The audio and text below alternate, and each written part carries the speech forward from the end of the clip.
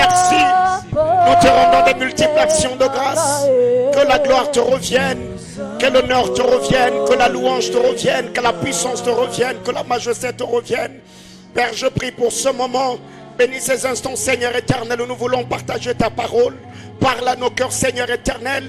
Ô Dieu de gloire, bénis, ô Dieu tout-puissant, quiconque éternel est connecté en ce moment. Bénis, Seigneur, quiconque éternel, Dieu de gloire, suivra, ô Dieu, Seigneur éternel, ce message, ô Dieu de gloire, à la fin de la soirée. Bénis, Seigneur éternel, ceux qui vont suivre, Seigneur éternel, ce message, ô Dieu de gloire, sur notre chaîne YouTube Compassion TV. Que la gloire, que l'honneur, que la louange, que la puissance, que la majesté te reviennent au nom suprême de Jésus-Christ. Amen. Quelqu'un peut-il acclamer le Seigneur? Oh Jésus, soyez bénis, soyez bénis, soyez bénis. Nous bénissons le Seigneur. Nous rendons des multiples actions de grâce à Dieu. Une fois de plus, bien-aimés dans le Seigneur, shalom. Que le Seigneur vous bénisse abondamment de partout. Vous nous suivez. Si vous venez à peine de vous connecter, nous sommes vraiment très contents de partager ces moments avec vous. Vous pouvez inviter d'autres bien-aimés. Vous pouvez partager la vidéo, vous pouvez laisser des commentaires, manifestez-vous à chaque fois que nous serons en train de partager la parole du Seigneur. Et je crois que Dieu ne manquera pas à faire du bien. J'ai beaucoup aimé cette mélodie et ça s'est retentissé dans mon cœur depuis le matin. Je ne savais pas que c'était dans le répertoire de la chorale et je crois que nous avons été bénis pendant ce temps de worship. On va lire la parole du Seigneur. Je suis dans Psaume chapitre 11. Psaume chapitre 11. Psaume de David. Psaume chapitre 11. Nous lirons à partir du verset 1er jusqu'au verset 3. Psaume 11, du 1er au 3e verset. Nous lisons au nom de Jésus. C'est en l'Éternel que je cherche un refuge. Comment pouvez-vous me dire, fuis dans vos montagnes comme un oiseau? Car voici les méchants bandent l'arc. Ils ajustent leurs flèches sur la corde pour tirer dans l'ombre sur ceux dont le cœur est droit. Quand les fondements sont renversés, les justes, que feraient-ils? Quand les fondements sont renversés, les justes, que feraient-ils? Notre thème est tiré de cette portion de d'écriture que nous venons de lire dans Psaume chapitre 11, le verset 3. Quand les fondements sont renversés, les justes, que feraient-ils? C'est notre thème de ce soir. On va exploiter cette même pensée du Seigneur le vendredi ainsi que le dimanche par la grâce de Dieu. Bien-aimés dans le Seigneur, on va également lire le deuxième texte, c'est Psaume 82 du verset 1er au verset 5. Psaume 82 du 1er au 5e verset. La Bible déclare: Dieu se tient dans l'assemblée de Dieu, il juge au milieu de Dieu. Jusqu'à quand jugerez-vous avec iniquité et aurez-vous égard à la personne de méchant? Rendez justice aux faibles et à l'orphelin. Faites droit aux malheureux et aux pauvres. Sauvez le misérable et l'indigent. Délivrez-le de la main de méchants. Ils n'ont ni savoir ni intelligence. Ils marchent dans le ténèbre. Tout le fondement de la terre sont ébranlés. Alléluia. Que Dieu bénisse la lecture de sa parole. Mais, bien-aimés dans le Seigneur, en lisant Psaume chapitre 11, le verset 3, comme je venais de le dire, notre thème s'intitule « Quand les fondements sont renversés, les justes, que feront-ils » Quand vous lisez cette même portion d'écriture de Psaume 11, le verset 3, dans la version parole de vie, il est dit « Quand les lois qui soutiennent la société sont détruites, que peut faire celui qui t'obéit? » Quand les lois qui soutiennent la société sont détruites, que peut faire celui qui t'obéit? Et la version français courant, il est écrit: les valeurs de la société sont en miettes. Que peut faire alors le fidèle? les valeurs de la société sont en miettes, que peut faire alors le fidèle? Bien-aimés dans le Seigneur, nous savons très bien qu'il y a des tumultes partout dans le monde. Il y a cette épidémie, cette pandémie Covid-19 qui est en train de ravager. Nous avons suivi les informations et ça continue à se faire. Je crois qu'aujourd'hui, on va partager la parole du Seigneur autour de ce thème. Quand les fondements sont en miettes, que peut faire le fidèle? Quand les lois qui soutiennent la société sont détruites, que peut faire celui qui t'obéit? Bien-aimés dans le Seigneur, ici vous allez comprendre ensemble avec moi que malgré l'évolution de la modernité, malgré le développement de la technologie, vous allez vous rendre compte que l'homme moderne, cet homme ne sait plus différencier sa gauche de sa droite. L'homme moderne ne sait plus différencier le bien et le mal. Aujourd'hui, le mal est devenu bien et le bien est devenu mal. Et vous allez vous rendre compte qu'aujourd'hui, dans la société, nous vivons le renversement ou le bouleversement des lois. Les lois, les valeurs morales, ces valeurs qui ont fait à ce que les hommes grandissent, à ces valeurs qui faisaient qu'autrefois, que les enfants de Dieu craignent le Seigneur et travaillent pour l'avancement du royaume. Aujourd'hui, nous voyons que dans la société, dans plusieurs familles, sous d'autres cieux, dans plusieurs nations, aujourd'hui, il y a l'homosexualité qui est légalisée. Et il y a aujourd'hui tous ces maux, tous ces péchés que nous sommes en train de voir. Il suffit qu'aujourd'hui, que tu sois à la télé, on ne sait plus aujourd'hui suivre à la télé ensemble avec le parent. On ne sait plus aujourd'hui suivre à la télé avec les enfants. Parce qu'aujourd'hui, la nudité est devenue quelque chose qu'on ne sait plus respecter. Chose grave, tu verras même que sur un parfum qui n'a rien à voir avec la femme, on met une femme toute nue qui n'a pas d'habit. C'est que vous devez comprendre qu'aujourd'hui, même le dessin animé, chers parents, il y a aujourd'hui des choses horribles, des choses infâmes qui se passent dans la société. Alors avec toutes ces antivaleurs qui sont prônées, les justes, devons-nous rester indifférents? C'est une question que je te pose, c'est une question que je me suis posée. Alors que les lois qui soutiennent la société est détruite, qu'est-ce que nous devons faire étant justes, étant enfants de Dieu, étant celle de la terre, étant lumière du monde? Devons-nous seulement rester dans nos assemblées locales? Devons-nous seulement continuer à prier, frère? Il y a un temps pour prier, il y a un temps pour passer à l'action, il y a un temps pour fléchir les genoux, il y a un temps pour se tenir debout, il y a un temps de lire la Bible, il y a un temps de prêcher la Bible, il y a un temps de parler de la puissance, il y a un temps de démontrer la puissance de Dieu. Car l'apôtre Paul a dit, mon évangile ne repose pas sur des discours persuasifs des hommes, mais sur la démonstration de la puissance de Dieu. Bien-aimés, il est grand temps que nous puissions jouer notre rôle. Il est grand temps que nous puissions comprendre les enjeux du temps afin de pouvoir servir le Seigneur et accomplir la mission que Dieu nous a assignée sur la terre des hommes. J'entends quelqu'un me dire amen. Les lois qui soutiennent la société sont détruites. Les valeurs morales sont renversées. Aujourd'hui, l'homme moderne veut nous faire accepter tout.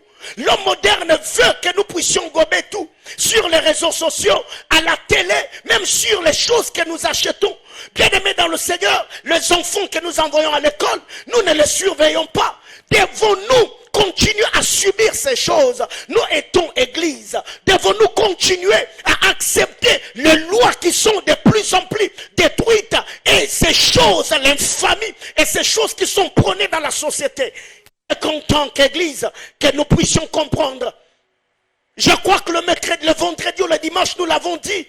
Pendant tous ces temps, nous nous sommes entretués en disant tel a volé mon fidèle, tel a pris mon partenaire. Mais aujourd'hui,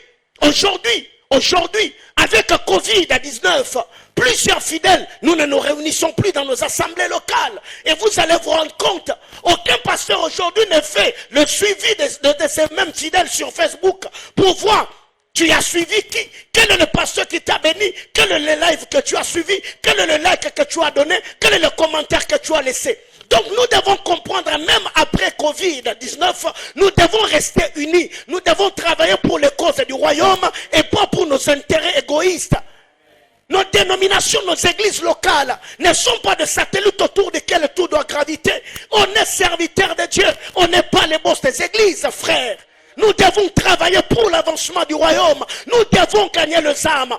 Car un véritable berger en ces moments, ce qui le préoccupe, ce n'est pas d'abord les dîmes, ce n'est pas d'abord les offrandes, c'est la vie spirituelle de l'église. Est-ce que les enfants de Dieu en ces moments, est-ce qu'ils craignent Dieu? Est-ce qu'ils lisent la Bible? Est-ce que leur communion, leur intimité avec le Seigneur est intacte? C'est ce qui doit de plus en plus nous préoccuper. Pas d'abord ce que nous devons recevoir de leur main. Que quelqu'un me dise Amen.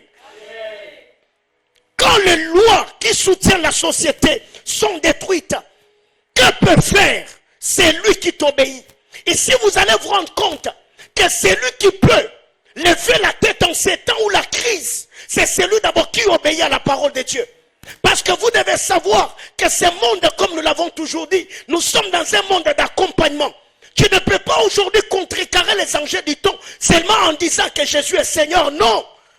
Il y a plusieurs personnes, comme nous l'avons dit récemment, nous avons publié sur Facebook en disant: coronavirus, tu ne vas pas entrer dans ma nation. Coronavirus, nous te détruisons. Coronavirus, nous envoyons le feu. Oui, bien aimé dans le Seigneur, c'est un esprit. Ces virus n'est pas sur les réseaux sociaux. Donc, publier sur Facebook que coronavirus, on t'arrête. Cela ne va pas arrêter ces fléaux. Par-dessus tout, nous devons fléchir les genoux et crier au Seigneur afin que Dieu étende sa main et que cette pandémie puisse passer et que nous servions le Seigneur en toute liberté. Quand le fondement, les lois qui soutiennent la société est détruite, que peut faire celui qui t'obéit? Il faut obéir à la parole de Dieu. Récemment, j'ai vu sur Facebook un bien-aimé qui a écrit, pensant que l'enlèvement a eu lieu. Et j'ai vu quelqu'un d'autre écrire dans les commentaires, en disant non, l'enlèvement n'a pas eu lieu, parce que j'ai vu tel homme de Dieu est connecté. Bien-aimé, vous vous imaginez, c'est que c'est la vie de cet homme de Dieu-là qui lui a donné l'assurance que l'enlèvement n'a pas eu lieu. C'est que lui-même n'est pas connecté au trône. Lui-même n'a pas une parfaite communion avec Dieu. Donc il a l'assurance que l'enlèvement n'a pas eu lieu parce que tel pasteur est encore sur la terre. Bien-aimé dans le Seigneur, c'est la bassesse. Il est grand temps que nous-mêmes, nous ayons une intimité parfaite avec le Seigneur et pas aujourd'hui baser notre communion avec Dieu sur le témoignage de tel et tel autre frère. Alléluia. Bien-aimés frères, nous devons comprendre les enjeux du temps afin de bien accomplir notre mission. Car nous sommes le sel de la terre, nous sommes la lumière du monde. Que quelqu'un me dise Amen. Bien-aimés frères, en ces temps, il y a le tumulte parmi les hommes. Pour plusieurs, l'avenir est incertain. C'est le temps que le Fils du royaume brille. C'est le temps que le porteur de la cruche d'eau s'élève. C'est le temps que nous devons, que l'Église doit travailler pour gagner plus d'âmes. Nous devons travailler parce que pour ces moments, même l'homme qui allait en boîte de nuit, même ceux qui passaient leur temps dans des bars en train de se saouler, ils sont dans leur maison. On peut les atteindre, on peut leur prêcher la parole de Dieu. Même quand il sera en train de suivre, en train de se divertir sur Facebook, si tu le connais, tu peux citer son nom dans les commentaires. Il suivra cette vidéo et la puissance de Dieu peut les toucher. De partout, ils seront en train de nous suivre. Le Fils du royaume doit briller. C'est pourquoi la Bible déclare: lève-toi et brille. Lève-toi et brille. Lève-toi et brille. Nous devons nous lever. Nous devons travailler de plus en plus afin que l'évangile du Christ s'étende dans le royaume et dans le monde entier.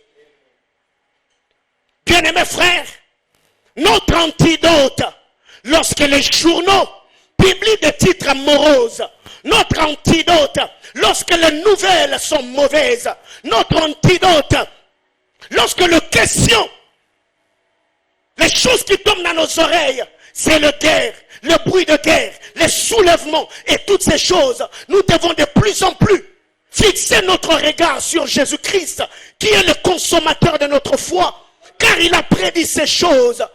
Qu'un royaume s'élèvera contre notre royaume. Il y aura des guerres et des bruits de guerre. Il y aura des maladies, des pestes et toutes ces choses. Donc même si dans les informations, les journaux, nous lisons ces choses, nous devons rester attachés au Seigneur. Car même si un visiteur affolé arrivait dans ta maison avec un visage blafard, bien-aimé dans le Seigneur, qu'est-ce que nous devons faire?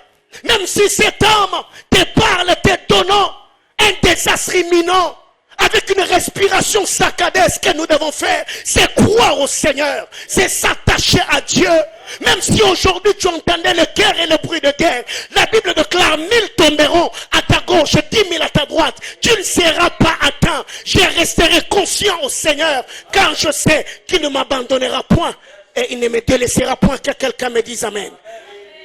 Bien-aimés frères, les valeurs de la société sont en miettes. Les justes, qu'est-ce que nous devons faire? Nous devons continuer à prier. Devons rester dans nos maisons. Devons-nous continuer toujours en guerre des communautés, en guerre des dénominations, en guerre d'église, en guerre de pasteurs? Non, il est grand temps que nous puissions oublier nos divergences et travailler pour les causes du royaume. Il est grand temps que nous puissions oublier ce qui nous a divisés hier. Il est grand temps que nous puissions nous tenir main dans la main. Car la Bible déclare en ces temps, alors qu'Israël était attaqué, la Bible déclare, il s'est tenir main dans la main. Et s'est présenté devant l'Éternel comme un seul homme. Et quand la loi de l'unité est activée, la puissance de Dieu se manifeste. Car la Bible déclare, là où 2 ou 3 se réunissent à mon nom, je serai au milieu d'eux. Alléluia. Bien-aimés frères, arrêtez-nous.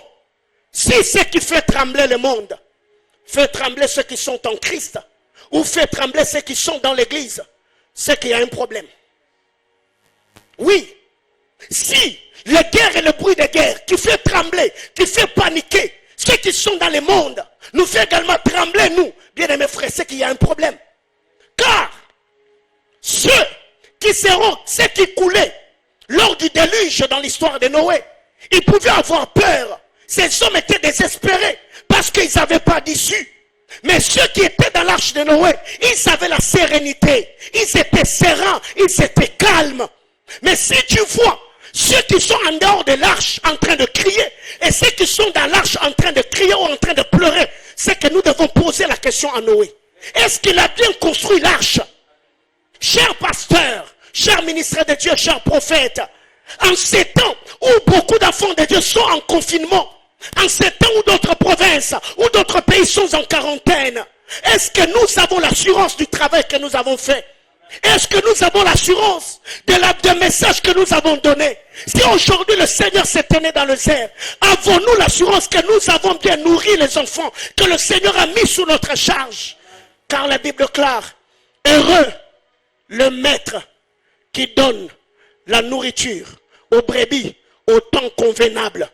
Il est grand temps que nous revoyions notre façon de servir. Il est grand temps que nous prêchions plutôt les intérêts du royaume. Nous devons prêcher Christ. Nous devons prêcher la parole de Dieu.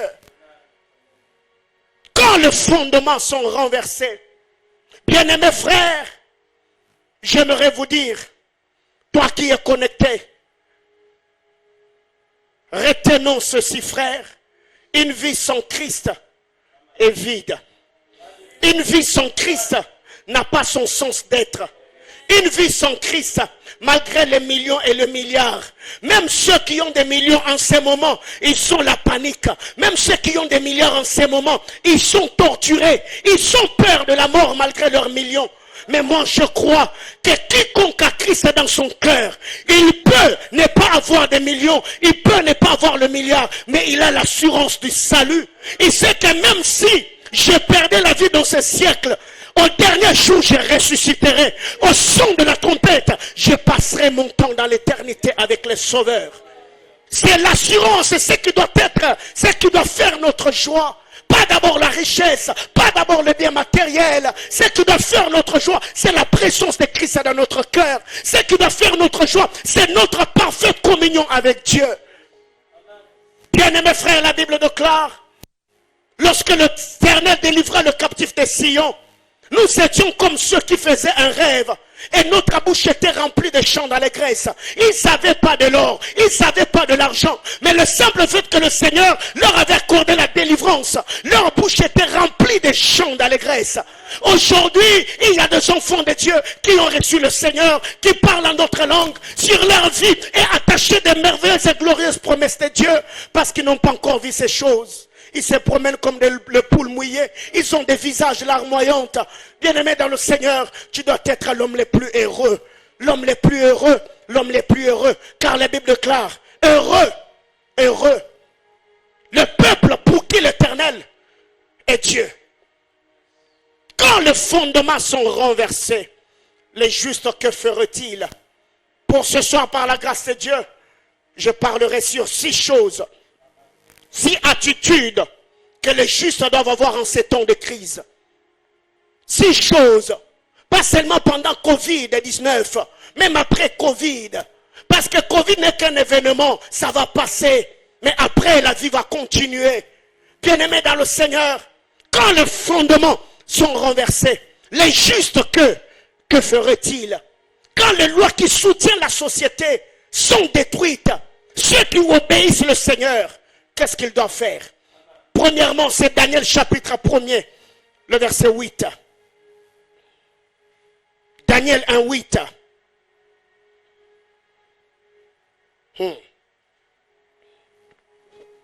Bien-aimés frères, ne sois pas égoïste. Il y a quelqu'un qui a besoin d'entendre ce message. Partagez la vidéo autant que vous pouvez. Invitez d'autres personnes. Réagissez dans les commentaires. Taquez vos amis. Car nous sommes en train de dire des choses qui peuvent changer de destinée en cette soirée. Daniel 1,8, la Bible déclare. Daniel résolut de ne pas s'essuyer par le mets du roi et par le vin dont le roi buvait. Et il pria le chef des eunuques de ne pas l'obliger à s'essuyer.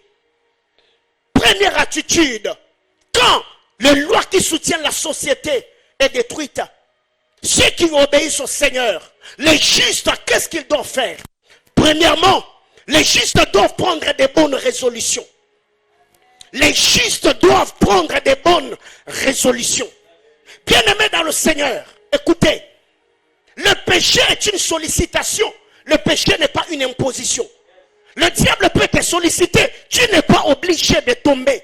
Vivre dans la crainte de Dieu, bien-aimé dans le Seigneur, c'est un choix. C'est un choix, mais ce choix, ce n'est pas parce que tu l'as voulu. C'est le Saint-Esprit qui va te capaciter. C'est pourquoi le dimanche, le vendredi, le dimanche, je crois le vendredi, le dimanche, nous avons parlé de la grâce faveur imméritée. Nous avons parlé de la grâce capacité. C'est Dieu qui crée à nous le vouloir et le faire. Dieu ne créera pas seulement en toi le vouloir de le craindre, mais il te donnera également la capacité de le craindre. Daniel a pris la bonne résolution. Il a pris la résolution de ne pas s'essuyer. Bien-aimés dans le Seigneur, en ces temps, nous ne devons pas vivre dans la compromission. Nous devons marquer la différence. Car la Bible déclare, qu'y a-t-il? Quelle relation y-a-t-il entre le ténèbre et la lumière? Entre le Fils de Dieu et Bélial? Il n'y a pas cohabitation, frère. Quand la lumière arrive, la lumière doit dissiper le ténèbre. Donc j'aimerais te dire, si tu fais dans le Seigneur ce que tu faisais dans le monde, j'aimerais te garantir que tu ne l'as jamais rencontré. Si jusque-là dans le Seigneur, tu fais ce que tu faisais dans le monde, c'est que tu n'as pas encore rencontré le Seigneur. Car la rencontre de Jacob avec l'Éternel, ça laisse toujours de traces, ça laisse toujours de marques. Jacob a rencontré le Seigneur, la moiture de sa hanche était normale. Mais après avoir rencontré Dieu, Dieu a touché Jacob à la moiture de la hanche. Si tu me dis que tu l'as rencontré, montre-moi ta démarche, Jacob, je croirai en toi. Comment est-ce que tu me dis que tu as lutté avec Dieu toute la nuit, mais tu continues à marcher comme tu marchais avant? Ça prouve à suffisance que ta conversion est en Photoshop. Bien-aimés frères, Paul ne peut pas me dire qu'il a rencontré le Seigneur sur le chemin de Damas et entré à Damas avec les yeux ouverts. Jamais, ça n'arrive pas. Bien-aimés frères, quand Paul a rencontré le Seigneur, Dieu l'a frappé d'aveuglement. Alors comment est-ce que toi, Paul, tu as rencontré Jésus sur le chemin de Damas, mais tu continues à voir, sans pour autant qu'Ananias t'ait imposé la main? Ça ne se fait pas. Les justes doivent prendre des bonnes résolutions. Daniel a pris la résolution de ne pas s'essuyer. Les souillures du monde. Nous devons éviter le péché dans toutes ses formes. Bien-aimés dans le Seigneur. Et le viande de sacrifier aux idoles, c'était des choses qu'on avait sacrifiées aux démons. Et Daniel, connaissant cela, il a refusé. C'est pourquoi quand vous lisez 2 Corinthiens chapitre 6, du verset 14 au verset 18. 2 Corinthiens 6, 14 à 18.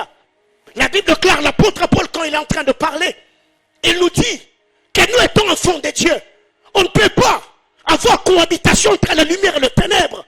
Ça ne se fait pas. Ça ne se fait pas. Et quand vous lisez également 2 Timothée chapitre 2, le verset 20 et le verset 21. 2 Timothée 2, 20 à 21.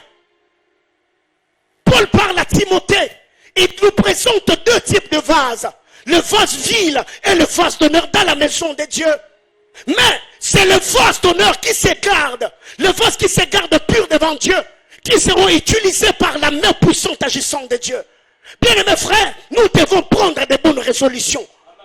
Car quelqu'un me dira, non, pasteur, cette tentation est plus forte que moi. Mais qu'est-ce que la Bible déclare? Qu'est-ce que la Bible dit? La Bible déclare, aucune tentation qui vous est survenue n'a été humaine. Et le Dieu qui est fidèle, le Dieu qui est fidèle, s'arrangera pour vous tirer de l'affaire. Bien aimé, si tu es tombé, c'est parce que tu as voulu. La tentation n'est pas une imposition, c'est une sollicitation. Le diable l'a fait dans la vie de notre bien-aimé Sauveur. Alors qu'il jeûnait et priait, le diable l'a tenté, mais Jésus n'est pas tombé. Frère, écoutez, si tu crois que le Saint-Esprit, c'est lui qui te donne les visions, il te donne les dates de naissance des gens, tu reçois des prophéties, tu parles dans des langues inconnues, c'est que le même Saint-Esprit peut te donner également la capacité de dire non au péché. Frère, si déjà dans ta vie, tu as eu à jeûner 3 jours de jeûne à sec à la montagne, tu y as pu dire à ton estomac que tu ne vas pas manger. Bien aimé frère, même ces pulsions sexuelles là, tu peux dire, je ne tomberai pas, je ne pécherai pas, je ne succomberai pas. Et la puissance de Dieu te soutiendra, tu ne vas pas tomber. Nous n'avons pas d'excuses. On ne peut pas vivre dans la compromission, non. Il est grand temps que nous puissions nous différencier, pas seulement par nos belles vestes, pas seulement par l'odeur de nos parfums, mais aussi par l'odeur de la vie que nous dégageons devant le païen et devant le trône de Dieu. Bien-aimés frères, ce que j'aimerais nous dire, prenons de bonnes résolutions. Prenons de bonnes résolutions. Tu ne vas pas tomber et tu ne te tomberas pas. Si tu dis que je ne vais pas pécher, frère, tu ne vas pas pécher. D'ailleurs, je te donne un exercice. Si tu as envie de boire, tu as envie de tomber dans l'impudicité, entre dans ta chambre, ferme la porte à clé, mets-toi sur le lit, dis à ton corps, mon corps ou mon cœur, tu veux tomber dans l'impudicité, sors, cherche la plus belle femme au monde. Tombe avec cette femme. Dès que tu auras fini, rentre, tu vas me trouver ici. Bien-aimé frère, ton corps ou ton cœur ne va pas sortir. Ça veut dire, si tu tombes dans le péché, c'est toi qui as dit oui. Parce que le Saint-Esprit, même à la dernière minute, il peut t'interpeller. Et tu peux sortir dans cet hôtel-là, tu peux sortir, tu peux quitter les bras de cet homme-là, victorieux ou victorieuse, et témoignant la grandeur et la fidélité de Dieu. Que quelqu'un me dise amen.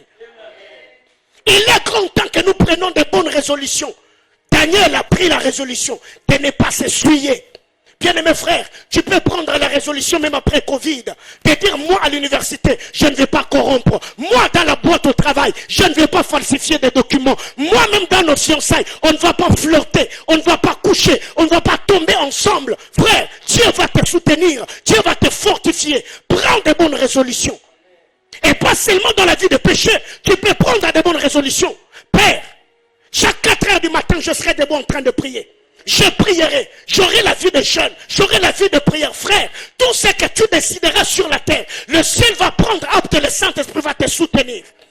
Ma prière élevée de mon cœur, que Dieu te donne la force de surmonter toutes les faiblesses auxquelles tu es soumis, que la puissance du Très-Haut te tienne par la main et que le Seigneur te fortifie. Que quelqu'un me dise amen. Deuxième chose ou deuxième attitude que les justes doivent avoir quand les lois qui soutiennent la société est détruite. Les justes, Hébreux chapitre 11. Hébreux 11, 24 et 25. Hébreux 11, 24 et 25, la Bible déclare. C'est par la foi que Moïse, devenu grand, refusa d'être appelé fils de la fille de Pharaon. Aima mieux être maltraité avec le peuple de Dieu que d'avoir pour un temps la jouissance du péché. Bien-aimés frères, deuxième attitude Les justes doivent refuser la jouissance du péché. Les justes, 1, ils doivent prendre des bonnes résolutions. 2, les justes doivent refuser la jouissance du péché. Bien aimé, ce que j'aime, c'est ce que Hébreu nous dit. C'est par la foi que Moïse est devenu grand. Ici, on fait allusion à la maturité. La maturité spirituelle. La maturité spirituelle. La maturité spirituelle, c'est ce que j'appelle le droit tamis de la sagesse. Selon Romains chapitre 12, le verset 2. Le droit tamis de la sagesse, c'est la capacité que nous donne le Saint-Esprit à discerner ce qui est bon, juste, agréable et parfait. C'est le droit tamis de la sagesse. C'est avec le droit tamis de la sagesse que l'apôtre Paul pouvait dire, tout m'est permis, mais tout ne m'est pas utile. Le droit tamis de la sagesse. Il faut chercher la maturité, la capacité de discerner le bien et le mal. Bien aimé dans le Seigneur, pour ta communion avec Dieu, ce qui peut être normal pour les autres, peut être un péché pour toi. Il y a plusieurs personnes aujourd'hui, frère, si jusque-là le Seigneur continue à te parler, Seigneur, de manière générale, pas de manière détaillée, c'est que tu as un problème avec Dieu. Les intimes de Dieu ont quitté la loi de la généralité pour celle de la spécificité, où le Seigneur peut t'interdire des choses dans les moindres détails. Moïse est devenu grand. Moïse est devenu grand. Il refusa. C'est que quand Moïse était petit, il pouvait accepter d'être appelé fils de la fille de Pharaon. Mais c'est quand Moïse est devenu grand qu'il a refusé. Ma prière est le feu de mon cœur. Et que pendant ces temps de confinement, que le Seigneur te donne une grande maturité spirituelle. Que Dieu se réveille à toi. Que Dieu se révèle à toi. Et qu'il te donne une capacité élevée à comprendre sa volonté. Moïse est devenu grand. Il refuse ça. Bien-aimé frère, il y a d'autres choses jusque-là dans ta vie que tu continues à accepter, frère, parce que tu n'as pas encore compris ce que Dieu veut. Bien-aimé frère, aussi longtemps que l'Église va continuer à accepter l'inacceptable, à tolérer ce qu'on ne peut pas tolérer, nous ne vivrons jamais le réveil. Par moments, je vois des gens dire, l'Éternel a donné, l'Éternel a repris, que son nom soit béni. Frère, qui t'a dit que tout ce qui meurt, c'est l'Éternel qui le répond? C'est manquer la puissance et l'autorité qui nous fait gober certaines choses. Tous ceux qui meurent, ils ne meurent pas dans la volonté de Dieu. Tous ceux qui sont frappés par des maladies, frère, ce n'est pas toujours dans la volonté de Dieu. Il y a des accidents qui sont orchestrés par les puissances de ténèbres. Devenu grand, il refusa. Bien-aimé frère, cette situation-là, ces problèmes-là qui t'accablent, ne pense pas que c'est dans la volonté de Dieu. Il faut atteindre une certaine maturité pour commencer à refuser certaines choses. C'est quand Moïse est devenu grand qu'il a refusé. Je prie que Dieu te fasse grandir spirituellement. Je décrète et déclare sur ta vie que la main puissante agissante de Dieu, qu'une onction supérieure t'accompagne en cette décennie, en cette année, afin que tu discernes les choses qui sont attachées à ta vie, afin que tu puisses le posséder. Que quelqu'un me dise Amen. Bien-aimé, devenu grand, il refusa. Le verset 25, la Bible déclare, aimant mieux être maltraité avec le peuple de Dieu que d'avoir pour un temps la jouissance du péché. Frère, retenons que la jouissance du péché n'est pas éternelle. La Bible déclare pour un temps. Pour un temps. Il a refusé pour un temps la jouissance du péché. Frère, sur ça j'aimerais te dire, le péché est doux dans sa consommation, mais amer dans sa digestion. Oui, tu peux laisser ça en commentaire, quelqu'un viendra le lire après toi.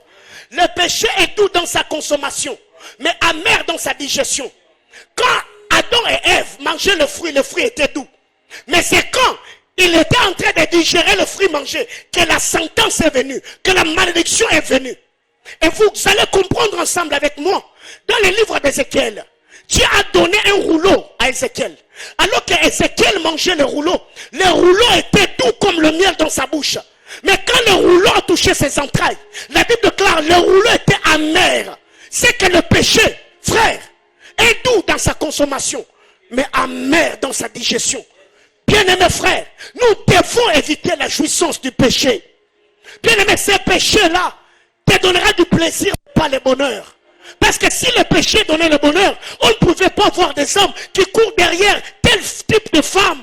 On ne pouvait pas voir des filles qui courent derrière les hommes, non. Frère, le péché ne donnera jamais le bonheur. Le péché donne le plaisir, mais pas le bonheur.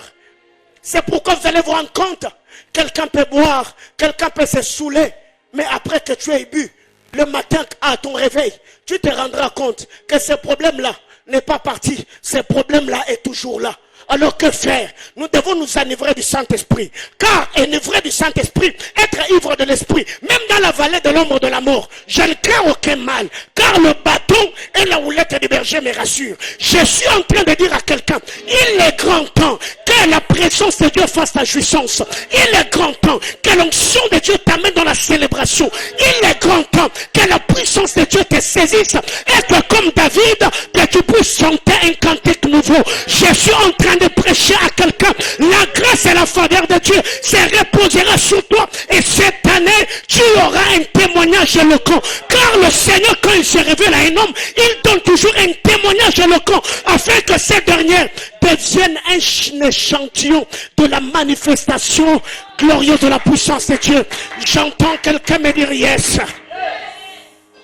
Bien-aimés frères, la jouissance du péché est momentanée.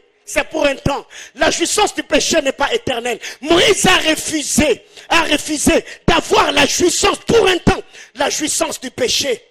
Frère, tu peux te réjouir aujourd'hui de courir derrière toutes les femmes, de courir derrière tous les hommes du monde. Mais tu n'auras pas le bonheur. C'est pourquoi j'aime cet homme de Dieu qui a dit, l'esprit de l'homme à la taille de Dieu. Rien au monde ne te donnera le bonheur. Le vrai bonheur, nous l'avons dans la sainte et glorieuse présence de Dieu. C'est là que l'âme désaltérée peut être consolée. C'est là que ceux qui ont le cœur abattu peuvent trouver le réconfort dans la sainte et glorieuse présence de Dieu. Au jour d'aujourd'hui, il y a même des gens qui ont des groupes WhatsApp, là où ils sont en train de calomnier les hommes de Dieu, de calomnier, de parler de faiblesse de leurs frères. Tel frère a fait ceci, tel est tombé, tel a fait ceci, il y a tel et tel autre scandale. Bien-aimés frères, nous devons pleurer quand nos héros tombent. Nous devons nous lamenter. Avant Covid, nous avons vu tout ce qui s'est passé avec tel et tel autre homme de Dieu. Il y a beaucoup d'enfants de Dieu aujourd'hui qui se contentent en postant que Covid a sauvé la vie de tel homme de Dieu. Nous l'avons oublié, bien-aimé. Tu n'es pas sorcier. Est-ce que donc toi, la chute de cet homme-là te faisait plaisir? Alors que le jeune, un homme de Dieu, un des nôtres est tombé à la guerre. Bien-aimés frères, vous ne savez pas les choses auxquelles ceux que Dieu a élevés font face. Vous ne savez pas les esprits qui les attaquent. Vous ne savez pas combien le monde de ténèbres le réclame. Bien-aimés frères, il est grand temps que nous soyons animés par l'Esprit de Dieu. Il est grand temps que nous puissions nous couvrir. Quand je parle de couvrir nos faiblesses, je ne parle pas de la tolérance. Jésus-Christ nous a envoyés pour annoncer, pas pour dénoncer. Il a dit allez annoncer, il n'a pas dit allez dénoncer. Bien aimé, depuis que tu as commencé à dénoncer, qui t'a donné le trophée? En dénonçant, est-ce que ta colère a sanctifié celui qui a péché? Non. Même si aujourd'hui, frère, ces gens-là, même si on s'est fâché contre eux, frère, notre colère ne va pas le sanctifier. Ce que nous devons faire, c'est fléchir les genoux comme un seul homme et demander à Dieu de le restaurer. De demander à Dieu de rétablir l'autel d'adoration qui est détruite. Bien-aimés frères, nous devons avoir l'attitude de Sem et Japheth. C'est pourquoi vous allez vous rendre compte. Saül poursuivait David. Saül cherchait à faire du mal à David. Mais quand David a appris que Saül est tombé, David ne s'est pas réjoui de la chute de Saül. David a crié en disant, n'annoncez pas dans Gath la chute de nos héros. N'annoncez pas dans Gath la chute de nos héros. De peur que le fils des Philistins ne se réjouisse. N'annoncez pas dans Gath, frère. Allons sur Facebook pour gagner les âmes. Bien-aimés frères, ne nous entretuons pas. Parce que si aujourd'hui, tu dénonçais l'autre, tu ne prendras pas sa place. N'annoncez pas à Gath la chute de nos héros. Ils sont tombés, oui, mais tenons-nous, main dans la main, fléchissons le genou, frère. Prions. N'empruntons pas le langage de Corinthiens. Où les uns disaient, moi je suis de Paul, les autres disaient, moi je suis d'Apollos. Non! J'aime la maturité ministérielle de Paul. Paul a dit, Paul a sémé, Apollos a arrosé, c'est Jésus qui fait croître. Bien aimé, Dieu ne va pas, Jésus n'élèvera pas l'église la compassion. Non, il faut enlever ceux qui sont dans le corps du Christ. Bien aimé frère, je vous parle combien de votre bien-aimé dans le Seigneur. Il est grand temps que nous puissions être soudés. Il est grand temps que nous puissions nous aimer. C'est pourquoi j'aime cette synergie de prière que nous avons commencé depuis hier. C'est comme cela que nous devons travailler. Cette synergie de prière, cette fusion, cette unité, où telle et telle autre église, tel et tel autre homme de Dieu se sont mis ensemble afin de prier pour que Dieu s'élève et que Covid puisse passer. Bien aimé, nous devons rester comme cela, même après cette pandémie. Frère, ne nous unissons pas parce qu'il y a des problèmes. Et quand le problème va passer, on retourne dans nos divisions, dans nos calomnies. Frère, il est grand temps que nous puissions avoir l'attitude de Sem et de Japheth. N'annoncez pas en Gath la chute de nos héros. Ils sont tombés, oui, mais c'est à nous de pleurer. Ils sont tombés, oui, c'est à nous de nous lamenter. Parce que quand tu es encore fort, ce n'est pas parce que tu le veux, c'est la grâce de Dieu. Et tu ne sais pas ce qui va t'arriver demain.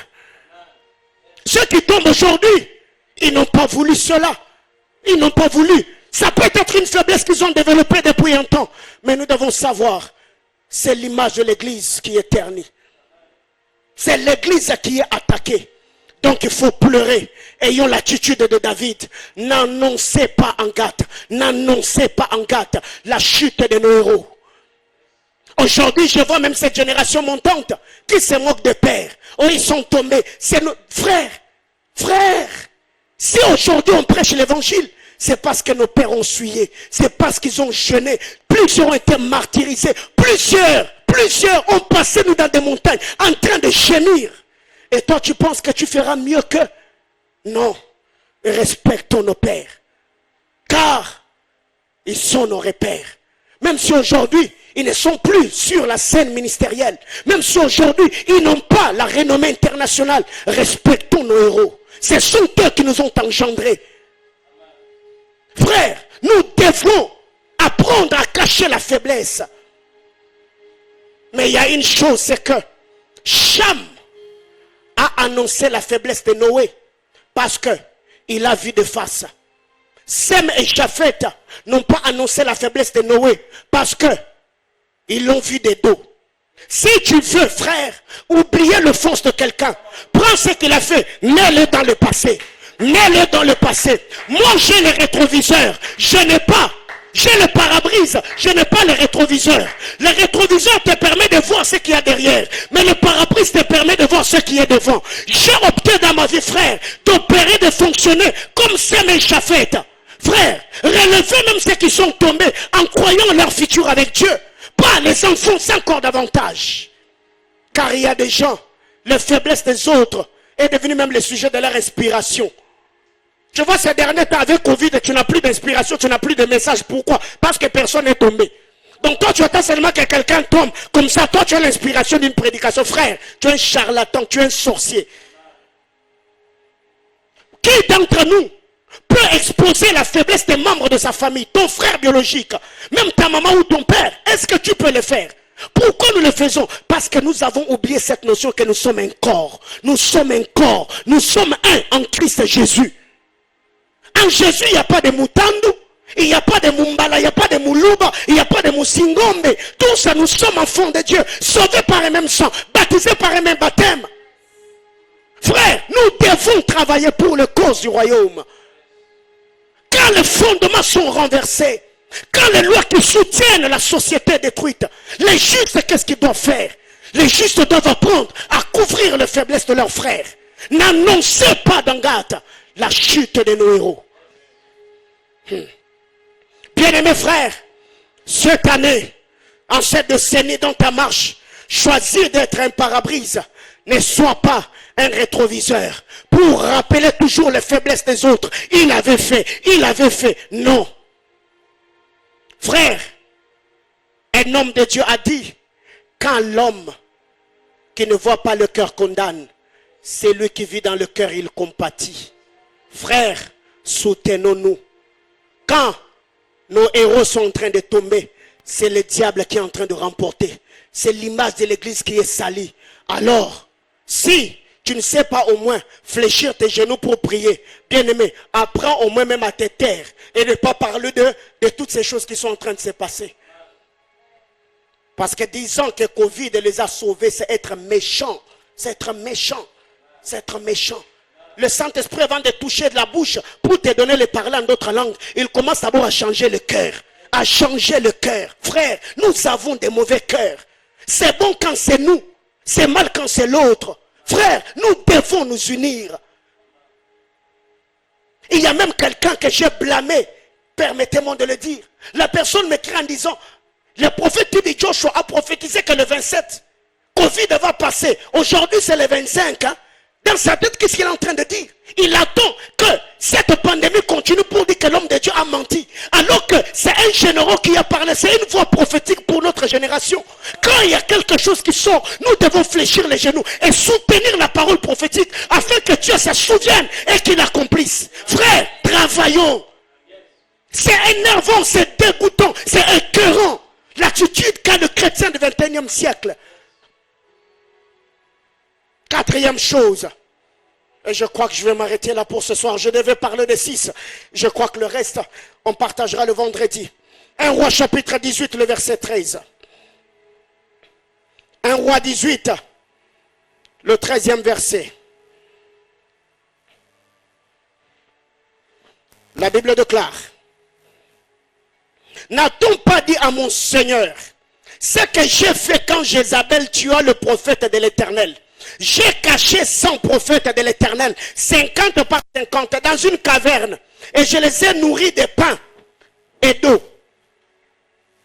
Bien-aimés frères, quand les fondements sont renversés, les justes, que feraient-ils? Les justes doivent bannir la peur et refuser le contentement. Les justes doivent bannir la peur et refuser le contentement. Je réitère. Les justes doivent bannir la peur et refuser le contentement.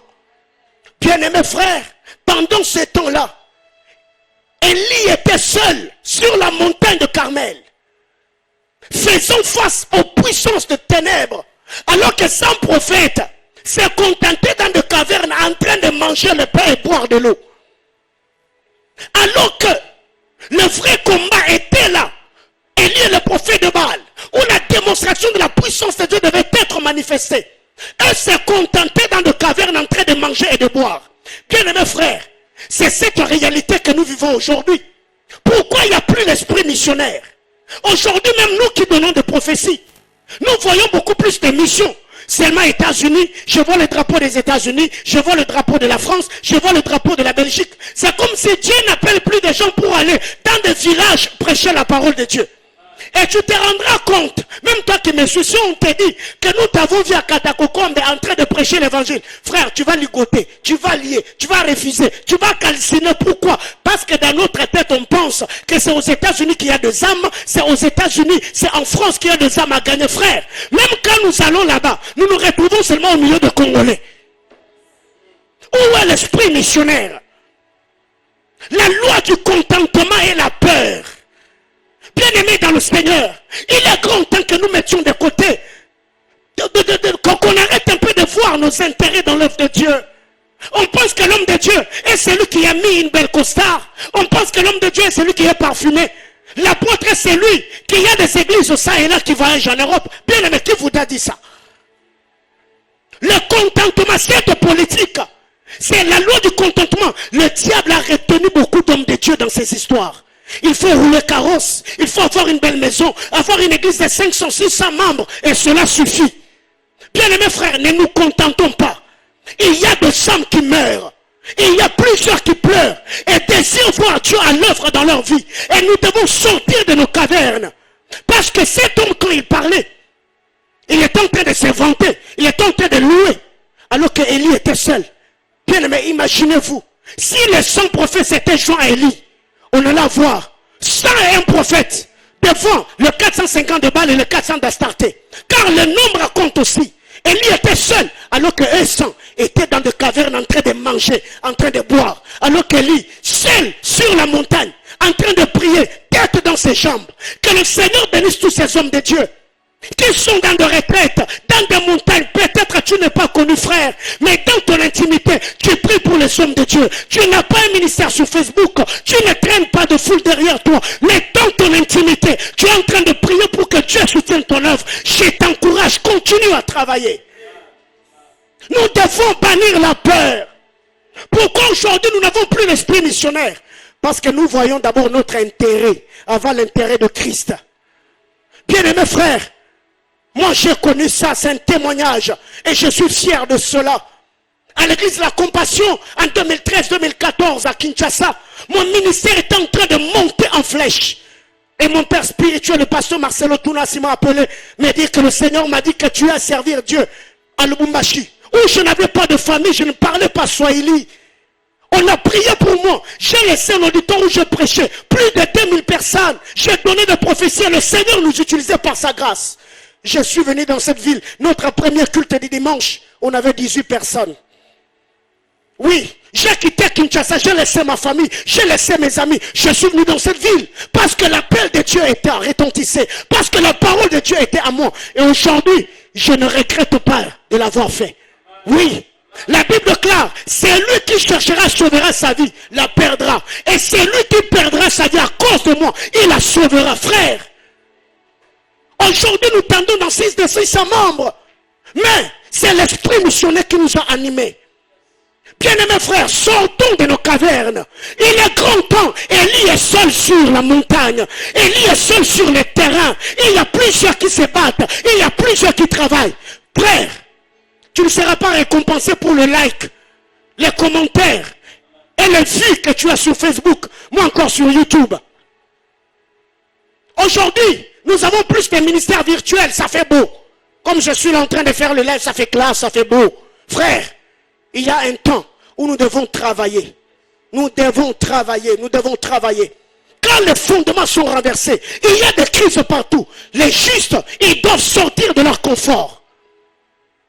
Alors qu'ils étaient là dans la chambre à haute, en train de parler en d'autres langues. Frère, il y a le somme qui était en dehors de la chambre à haute, qui attendait la manifestation de la puissance de Dieu. Alors que Moïse était en train de discuter avec Dieu devant le buisson. Je suis bègue, je ne suis pas parlé. Israël est en train de gémir en Israël. Il est content que nous mettions de côté nos intérêts égoïstes et que nous sortons pour gagner les âmes. Combien sont morts de Covid-19?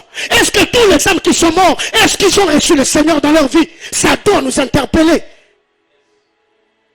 Bien-aimés frères, arrêtons cet égoïsme. La gloire du royaume, ce n'est pas d'abord nos maisons, ce n'est pas notre garde-robe, ce n'est pas d'abord le nombre de voyages que nous avons effectués, c'est les âmes que nous avons sauvées, c'est les âmes que nous avons affermies, et ceux qui figurent dans le livre de vie.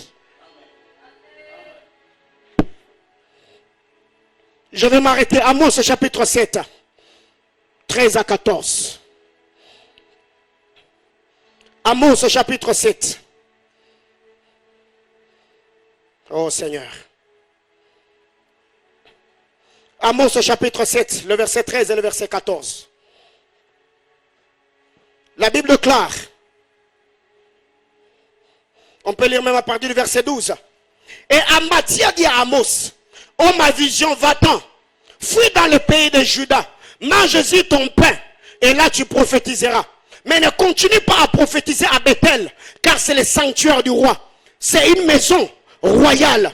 Amos dit à Mathias, je ne suis ni prophète, ni fils de prophète, mais je suis berger et je cultive des sycomores. Bien-aimés frères, quand vous lisez la parole de Dieu, aujourd'hui, l'esprit de Amathias est parmi les chrétiens, est parmi les enfants de Dieu. Amathias était un sacrificateur, c'était un prophète qui était attaché à la cour royale.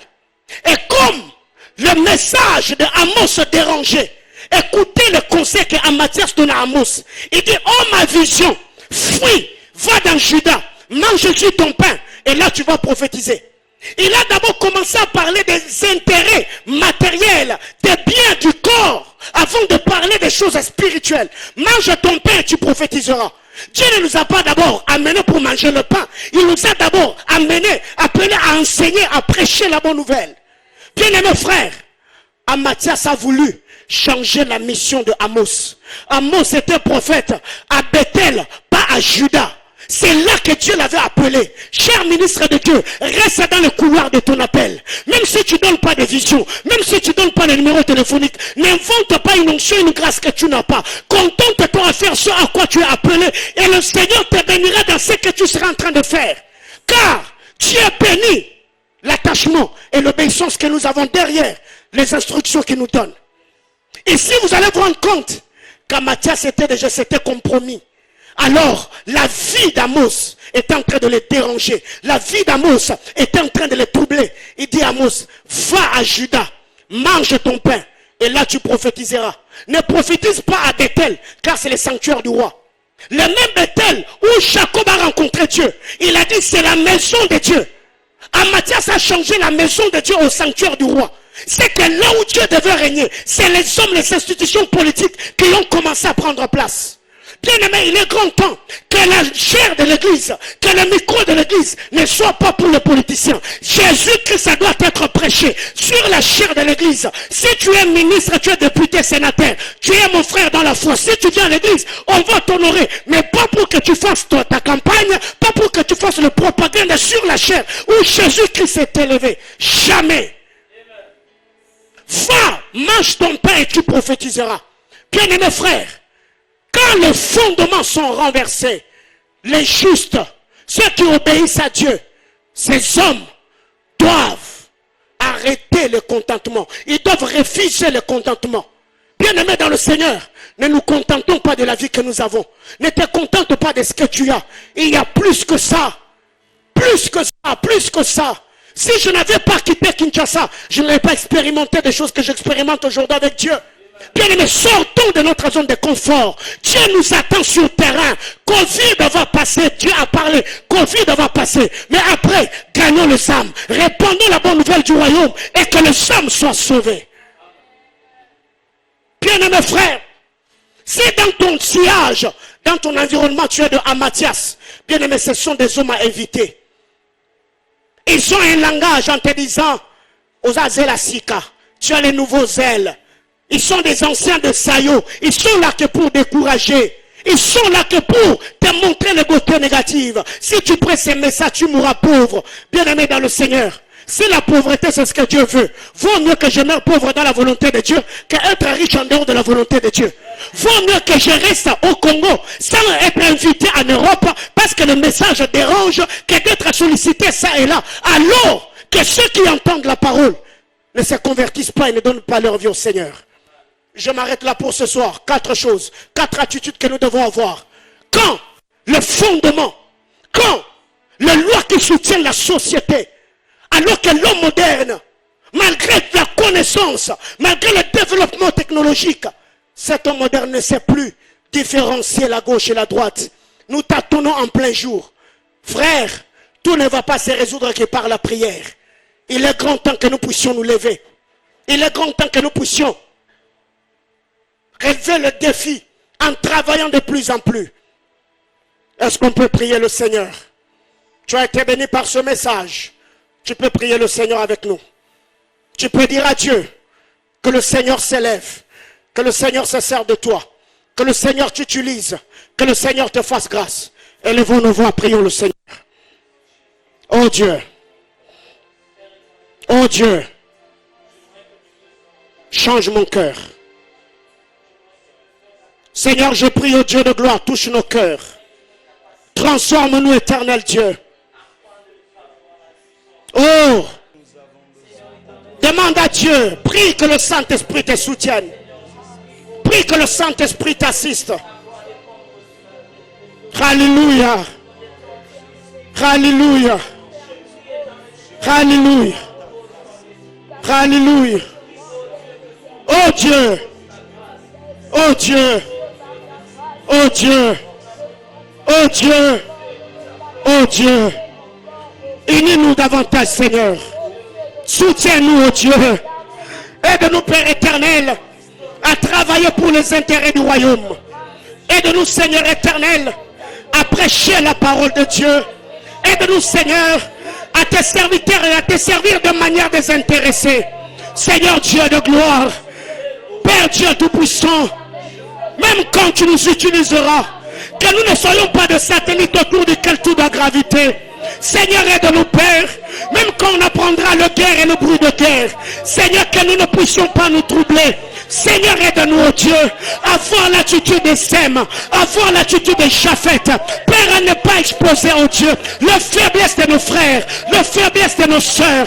Père éternel, Dieu de gloire, alors que la trahison, le calomnie, l'injustice, pas le plein dans le monde. Soutiens mon frère, soutiens ma soeur, soutiens, oh Dieu de gloire, relève l'église. Père, je prie, oh Dieu, dans le nom suprême de Jésus, relève nos généraux, ceux qui sont tombés. Restaure, Père, l'autel d'intimité dans l'église. Bénis la vie de ton peuple. Oh Dieu de gloire, nous avons besoin de toi. Soutiens-nous, Père. Joins-toi à nous. Élève ta voix. Introduis une prière devant le trône de Dieu. Tu connais quelqu'un qui est tombé, quelqu'un que tu as utilisé hier. Tu peux dire au Seigneur que le Seigneur se lève, que Dieu soutienne, que Dieu restaure la vie de cette personne. Parle à Dieu. Prie le Seigneur.